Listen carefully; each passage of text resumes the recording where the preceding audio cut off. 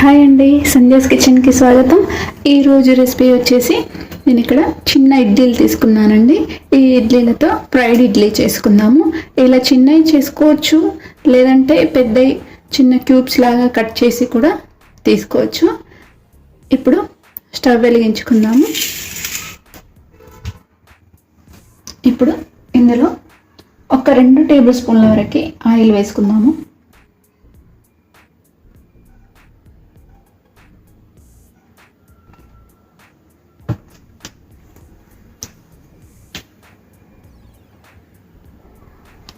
Oil వేడైంది.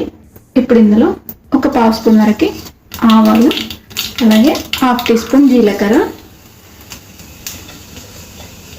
ఆవాలు కొంచెం చిటపటమనాలి.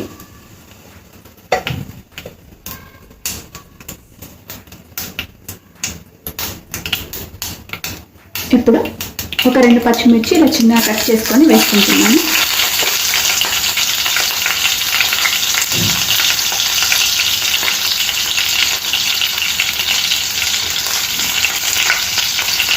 మిరపకాయలు కొంచెం మనకి వేగాలి.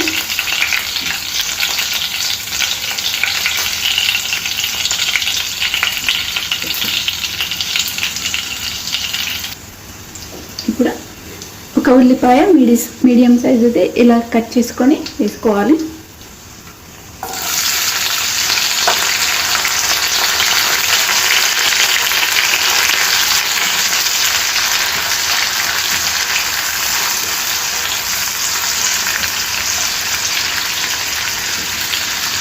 ఇందులో కొంచెం కరివేపాకు.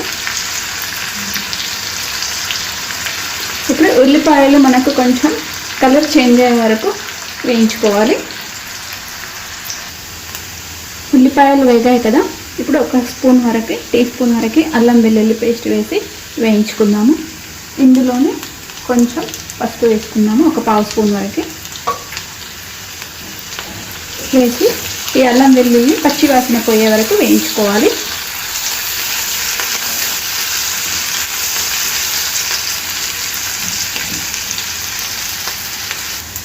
ఒక పెద్ద టమాటా చిన్న ముక్కలుగా కట్ చేసుకొని వేసుకుందాము.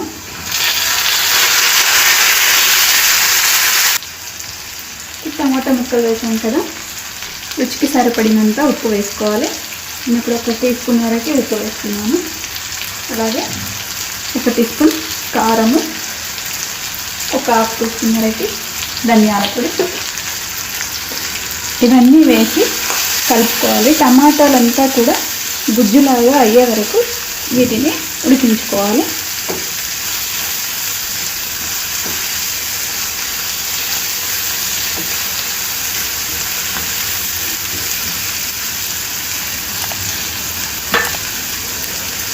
ఇలా కొంచెం మూత పెట్టేసి ఉడికించుకుందాము. కొంచెం ఉడికింది కదా మనకి, ఇందులో కొన్ని వాటర్ వేసుకుందాము. ఒక 1/2 కప్పు వరకు వాటర్ వేసుకుందాము. వాటర్ వేసి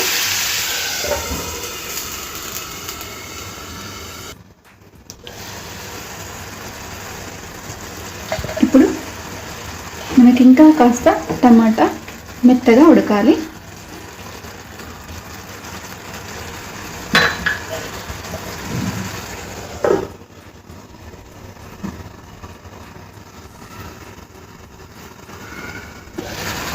ఇప్పుడు మనకి టమాటా కూడా ఉడికిందండి, మెత్తగా అయిపోయింది టమాటా. ఇప్పుడు మనము ఇడ్లీలను వేసుకున్నాము.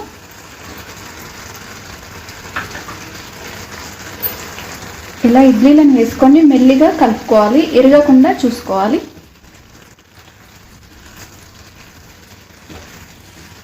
టమాటో కొంచెం జ్యూసీగా ఉంటేనే మనకి లోపలి వరకు ఇడ్లీల లోపల వరకు పోయి బాగుంటుంది, లేకపోతే పైననే కోటింగ్ అయినట్టుగా ఉంటుంది.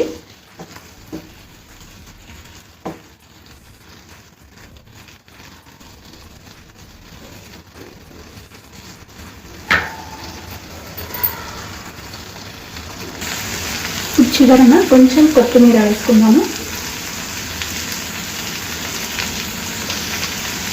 అలాగే కొంచెం ఒక 1/2 టీ స్పూన్ వరకు గరం మసాలా, వేసి ఒకసారి ఇలా కలిపేసుకొని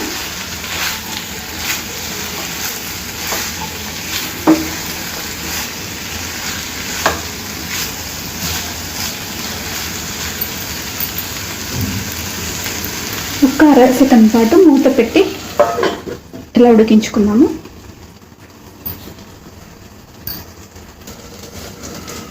ఇప్పుడు మూత తీసుకొని స్టవ్ ఆఫ్ చేసేసుకుందాము.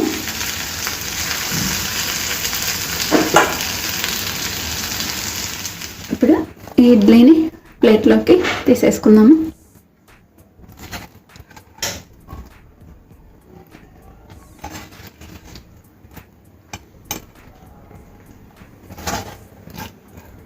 చాలా సింపుల్గా ఈజీగా చేసుకోవచ్చండి ఇడ్లీ. ప్రొద్దున మిగిలిపోయిన ఇడ్లీలతో కూడా చేసుకోవచ్చు.